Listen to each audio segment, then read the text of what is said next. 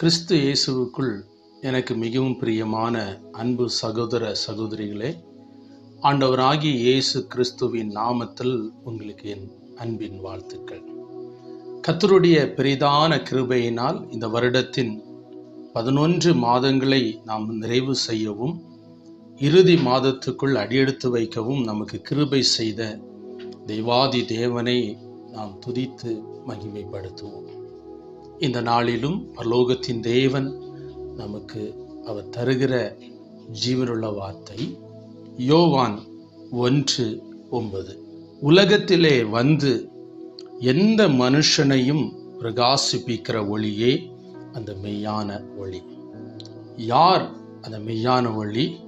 நம்முடைய ஆண்டவராகிய இயேசு கிறிஸ்துவே அந்த மெய்யான ஒளி. ஆகவே தான் இயேசு சொன்னார் யோவான் 8:12, நான் உலகத்திற்கு ஒளியாயிருக்கிறேன், என்னை பின்பற்றுகிறவன் இருளிலே நடவாமல் ஜீவ ஒளியை அடைந்திருப்பான்.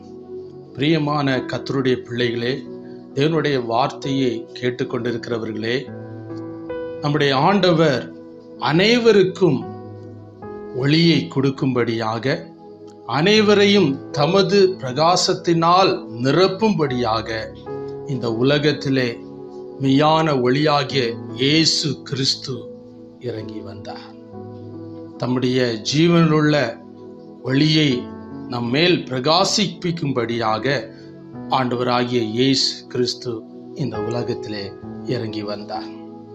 ஏசாயா 9:2 வேதம் சொல்லுகிறது, இருளில் நடக்கிற ஜனங்கள் பெரிய வெளிச்சத்தை கண்டார்கள், மரண இருளின் தேசத்தில் குடியிருக்கிறவர்கள் மேல் வெளிச்சம் பிரகாசித்தது.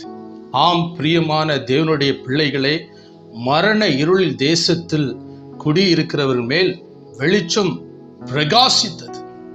என் நாட்களில் பாவமான இருள், சாபமான இருள், வியாதியாகிய இருள், கடன் பிரச்சனையாகிய இருள், போராட்டமான சோதனையான இருட்களினால் உங்களுடைய வாழ்க்கை இருளடைந்து போயிருக்கலாம்.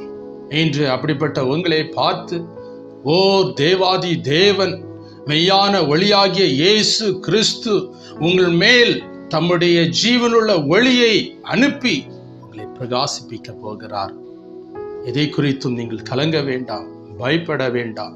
என்னுடைய வாழ்க்கை இருளாக காணப்படுகிறது, எங்கு திரும்பினாலும் இருளாகவே இருக்கிறது, இந்த இருளிலிருந்து என்னை விடுவிப்பது யார் என்று ஏக்கத்தோடு கலக்கத்தோடு இருக்கிற அன்பு சகோதரனே சகோதரியே, இதோ மெய்யான ஒளியாகிய இயேசு கிறிஸ்து உங்களுக்குள்ளே வந்து உதிக்கும் போது நீங்கள் பிரகாசம் அடைவீர்கள். இருளில் இருக்கிற ஜனங்கள் பெரிய வெளிச்சத்தை கண்டார்கள்.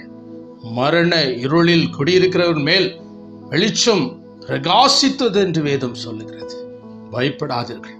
இன்று தேவனாகி கர்த்தர் எங்கள் குடும்பத்தில் இருக்கிற இருளை அகற்றி தம்முடைய ஜீவ ஒளியை அனுப்பி உங்களை பிரகாசிப்பிக்க போகிறார். பிரியமான தேவனுடைய பிள்ளைகளே, யார் மேல் இந்த மெய்யான ஒளியாகிய இயேசு கிறிஸ்து பிரகாசிப்பார் என்பதை நாம் பார்க்க போகிறோம். முதலாவதாக மல்கியா 4:2 வேதம் இப்படியாக சொல்லுகிறது, என் நாமத்துக்கு பயந்து இருக்கிறவர்கள் உங்கள் மேல் நீதியின் சூரியன் உதிக்கும், அதன் செட்டையின் கீழ் ஆரோக்கியம் இருக்கும், நீங்கள் வெளியே புறப்பட்டு போய் கொழுத்த கன்றுகளைப் போல வளர்வீர்கள். ஆம் பிரியமான தேவனுடைய பிள்ளைகளே, நீதியின் சூரியனாகிய ஆண்டவராகிய இயேசு கிறிஸ்து, மெய்யான ஒளியாகிய இயேசு கிறிஸ்து உங்களுக்குள்ளே வந்து பிரகாசிப்பிக்கும் போது உங்கள் இருள்கள் அகன்று போகும். யாருக்கு? கர்த்தருக்கு பயப்படுகிற பிள்ளைகளுக்கு. பிரியமான தேவ பிள்ளைகளே, இன்று நீங்களும் உங்கள் குடும்பமும் கர்த்தருக்கு பயப்படுகிற பிள்ளைகளாய் இருக்கிறீர்களா? கர்த்தருக்கு பயந்து நடுங்குகிற ஒரு சந்ததிகளாய் இருக்கிறோமா? உங்களுடைய தனிப்பட்ட வாழ்க்கையிலே, உங்கள் குடும்ப வாழ்க்கையிலே ஆண்டவருக்கும் கடவுளுக்கு பயப்படுகிற பயம் உள்ளவர்களாய் இருக்கிறோமா என்பதை நாம் நிதானித்து ஆராய்ந்து பார்க்க அழைக்கப்பட்டிருக்கிறோம். இந்நாட்களில் இந்த உலகத்திலே அனைத்து மனிதர்களுக்குள்ளே கடவுள் பயம் அற்று போயிருக்கிறது. கடவுள் பயம் இல்லாதபடி ஜனங்கள் வாழ்ந்து கொண்டிருக்கிறார்கள். பரிசுத்த ஆவியானவர் அப்படிப்பட்ட ஒவ்வொரு ஜனங்களுக்குள்ளே இப்பொழுது தம்முடைய ஜீவனுள்ள வார்த்தையை அனுப்பி கொண்டிருக்கிறார். உங்கள் வாழ்க்கை இருளடைந்து போய் இருக்கிற உங்கள் வாழ்க்கையை கர்த்தர் வெளிச்சமாய் மாற்ற வேண்டுமானால், கர்த்தருக்கு பயப்படுகிற ஒரு பிள்ளைகளாய், கர்த்தருக்கு பயப்படுகிற ஒரு குடும்பமாய் நீங்கள் இருப்பீர்களானால், கர்த்தர் நிச்சயமாய் தம்முடைய ஜீவ ஒளியை உங்கள் மேல் உதிக்க பண்ணி தம்முடைய வெளிச்சத்தினால் உங்களை பிரகாசிப்பிக்க போகிறார். பயப்படாதீர்கள், கலங்காதீர்கள். நீங்கள் எப்பேற்பட்ட சூழ்நிலை இருந்தாலும் கர்த்தர் உங்களை கண்ணோக்குகிறார். கர்த்தருக்கு பயப்படுகிற குடும்பமாய் இருங்கள், கர்த்தருக்கு பயப்படுகிற பிள்ளைகளாய் இருங்கள். கர்த்தர் தம்முடைய ஜீவ ஒளியை உங்கள் மேல் பிரகாசிப்பிக்க பண்ணி தேவனாகி கர்த்தர் உங்களை ஆசீர்வதித்து கனப்படுத்த போகிறார். இரண்டாவதாக சங்கீதம் 112:4 வேதம் சொல்லுகிறது, செம்மையானவர்களுக்கு இருளிலே வெளிச்சம் உதிக்கும். மெய்யான ஒளியாகிய இயேசு கிறிஸ்து தம்முடைய ஜீவனுள்ள ஒளியை உங்களுக்குள்ளே அனுப்பி செம்மையாய் நடக்கின்ற ஒவ்வொரு பிள்ளைகளுக்குள்ளும் தம்முடைய வெளிச்சத்தை பிரகாசிப்பிக்க போகிறார். பிரியமானவர்களே, நாம் வாழ்கின்றது உலக வாழ்க்கையிலே கர்த்தருக்கு பிரியமான வாழ்க்கை வாழ்கிறோமா? செம்மையான வழிகளிலே நாம் நடக்கிறோமா? கர்த்தருடைய வசனத்துக்கு கீழ்ப்படிந்து நடக்கிறோமா? நம்முடைய இருதயத்திலே செம்மையாய் வாழ்கிறோமா? நம்முடைய செய்கையிலே, நம்முடைய சிந்தனையிலே, நம்முடைய பார்வையிலே செம்மையாய் இருக்கிறோமா? கர்த்தருக்காக வாழ்கிறதிலே நாம் செம்மையாய் இருக்கிறோமா? நாம் கையிட்டு செய்கிற கடமைகள், மேற்கொள்ளுகிற எல்லா பிரயாசங்களிலும் கர்த்தருக்கு பிரியமாய் இருக்கிறதா என்பதை நம்மை நாமே நிதானித்து ஆராய்ந்து பார்க்க அழைக்கப்பட்டிருக்கிறோம். அப்படி கர்த்தருக்கு பிரியமாய், கர்த்தருக்கு உண்மையாய் இருக்கிற ஒவ்வொரு பேர் மேலும் தேவனாகிய கர்த்தர் தம்முடைய வெளிச்சத்தை உதிக்க பண்ணுகிறார், பிரகாசிப்பிக்க போகிறார். இதை குறித்தும் நீங்கள் கலங்காதீர்கள். பரிசுத்த வேதத்தில் எசேக்கியா ராஜாவை குறித்து நாம் பார்க்கும்போது 2 ராஜாக்கள் 18:3 வேதம் இப்படியாக சொல்லுகிறது, கர்த்தரின் பார்வைக்கு செம்மையானதை செய்தார். எசேக்கியா ராஜாவுடைய வாழ்க்கை ஒரு போராட்டமான ஒரு சூழ்நிலையில் இருக்கும்போது தன்னுடைய சரீரம் வியாதியினால் இருளடைந்து போனது. மரண இருள் அவரை பிடித்தது. அந்த வேளையிலே ஆண்டவருடைய சமூகத்திலே கண்ணீரோடு கலக்கத்தோடு வந்து ஆண்டவரை நோக்கி விண்ணப்பம் பண்ணுகிறதை பார்க்கிறோம். கர்த்தாவே, உமக்கு உத்தமமாய், உண்மையாய், உமக்கு செம்மையாய் தோன்றுகிற வழியிலே நான் நடந்து சென்றேனே ஆண்டவரே என்று சொல்லி தன்னை அர்ப்பணித்து ஒப்பு கொடுக்கிறதை நாம் பார்க்கிறோம். வேதம் சொல்லுகிறது, தேவனாகிய கர்த்தர் எசேக்கியா ராஜாவினுடைய விண்ணப்பத்தை கேட்டார், அவருடைய கண்ணீரை கண்டார். தேவனாகிய கர்த்தர் அவருடைய சரீரத்திலிருந்த வியாதியை குணமாக்கி, தேவனாகிய கர்த்தர் மரணமாகிய இருளை அகற்றி போட்டு கர்த்தர் ஒரு புது வெளிச்சத்தை அவருடைய வாழ்க்கைக்குள்ளே பிரகாசிப்பிக்க செய்தார். தேவனாகிய கர்த்தர் 15 ஆண்டுகள் அவருடைய வாழ்விலை கூட்டி கொடுத்து எசேக்கியா ராஜாவை கர்த்தர் உயிர்ப்பித்து ஆசீர்வதித்தார்.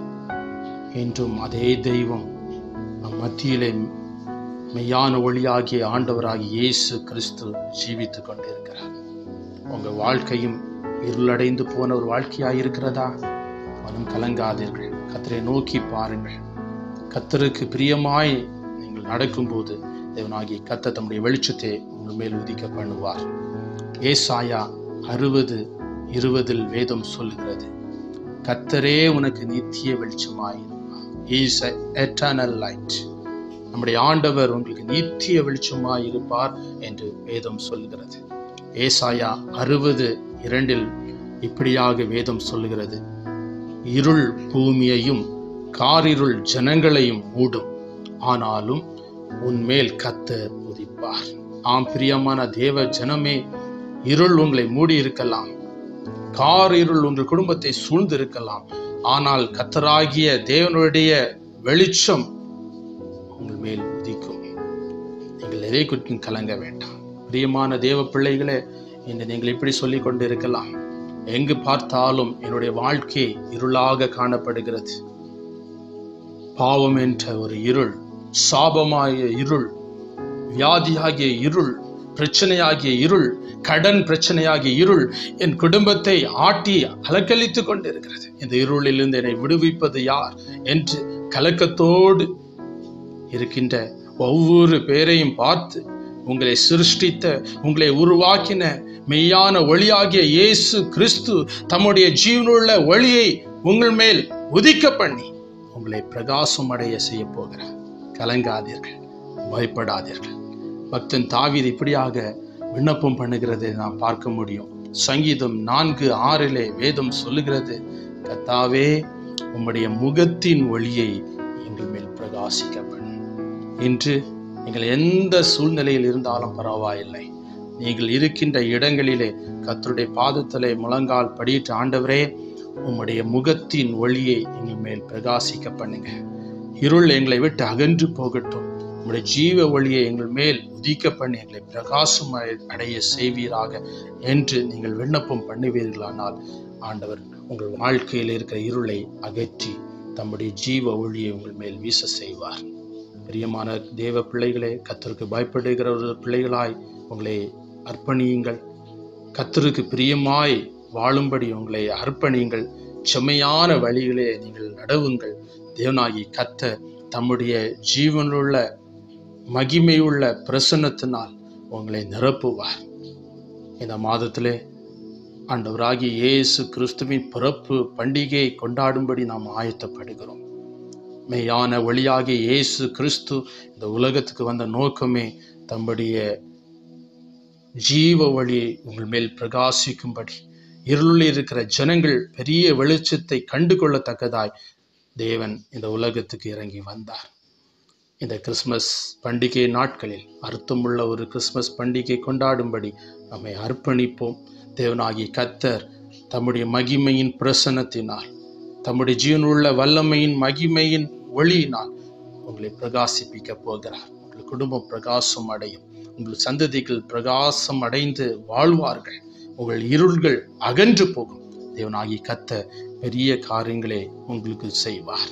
கர்த்தாவே உம்முடைய முகத்தின் ஒளியை எங்கள் மேல் பிரகாசிக்க பண்ணும் என்று சொல்லி கர்த்தருடைய பாதத்திலே அர்ப்பணியுங்கள். கர்த்தர் பெரிய காரியங்களை செய்வார். கண்களை மூடி ஜெபிப்போம். அன்பின் தகப்பனே, எங்கள் பரலோக ஆண்டவரே, உம்மை நோக்கி நாங்கள் கூப்பிடுகிறோம். உலகத்தில் வந்து எந்த மனிதனையும் பிரகாசிப்பிக்கிற அந்த மெய்யான ஒளியே எங்கள் ஆண்டவராகிய இயேசு கிறிஸ்து இந்த உலகத்தில் இறங்கி வந்தேன். இப்பொழுது அடிமையோடு சேர்ந்து ஜெபிக்கின்ற ஒவ்வொரு பிள்ளைகள் மேலும் உம்முடைய ஜீவ ஒளியை அனுப்பி அவர்களை பிரகாசிப்பீராக என்று நாங்கள் ஜெபிக்கிறோம். கர்த்தாவே, தாவீது சொல்ல வண்ணமாய் உம்முடைய முகத்தின் ஒளியை எங்கள் மேல் பிரகாசிக்கப்படும் என்று சொன்னது போல தம்முடைய ஜனத்துக்குள்ளே உம்முடைய முகத்தின் ஒளியை பிரகாசிப்பிக்க பண்ணுவீராக. என்னுடைய வாழ்க்கை இருள் அடைந்து போயிருக்கிறதே, இந்த இருளிலிருந்து என்னை விடுவித்து என்னை உயிர்ப்பிப்பது யார் என்று கலங்கி கொண்டு இருக்கிற பிள்ளைகளுக்காக ஜெபிக்கிறேன். வியாதியாகிய இருள், கடன் பிரச்சனை ஆகிய இருள், பிரச்சனைகள், சமாதான கேடுகளாகிய இருள் ஒவ்வொரு குடும்பங்களை விட்டு நீங்கட்டும். இயேசுவின் நாமத்தில் உம்முடைய வல்லமையுள்ள கரம் பிள்ளைகளை ஆளுகை செய்யும். கர்த்தருக்கு பயப்படுகிற ஒரு குடும்பமாய், உம்முடைய நாமத்துக்கு பயப்படுகிற ஒரு பிள்ளைகளாய், உமக்கு பிரியமாய் வாழ்கிறவர்களாய், சுமையான வழிகளே நடக்கிறவர்களாய் உம்முடைய ஜனத்தை கர்த்தர் மர்வமாக்கி உம்முடைய ஜீவ வழியை அவர்கள் குடும்பங்களுக்குள்ளே, அவருடைய வாழ்க்கைக்குள்ளே நீர் அனுப்பி அவர்களை பிரகாசம் அடைய செய்வீராக. மரண இருளில் பள்ளத்தாக்கில் நடந்தாலும் பொல்லாப்புக்கு பயப்படேன், தேவரீர் என்னோடு கூட இருக்கிறீர் என்று பக்தன் கூறின வண்ணமாய் கர்த்தர் பிள்ளைகளோடு இருந்து, ஆண்டவரே, மரண இருள்கள் இவர்களை விட்டு அகன்று போகட்டும், பலவீனங்கள் மாறட்டும், வியாதிகள் குணமாக்கப்படட்டும். மெய்யான ஒளியாகிய இயேசு கிறிஸ்து அவர்களுக்குள்ளே சென்று அவர்களை உயிர்ப்பித்து பிரகாசம் அடைய செய்வீராக என்று நாங்கள் ஜெபிக்கிறோம். இந்த மாதத்திலே தெய்வீக சமாதானம் ஒவ்வொரு பிள்ளைகளை ஆளுகை செய்யட்டும். இந்த கிறிஸ்து பிறப்பு பண்டிகை நாட்களிலே மெய்யான ஒளியாகிய இயேசு கிறிஸ்துவை ஒவ்வொரு ஜனங்களும் தங்கள் இருதயங்களை ஏற்றுக்கொள்ள ஆண்டவர் ஒவ்வொரு பிள்ளைகளுக்குள்ளே கிரியைகளை நடப்புவீராக. இருள்கள் விலகட்டும்.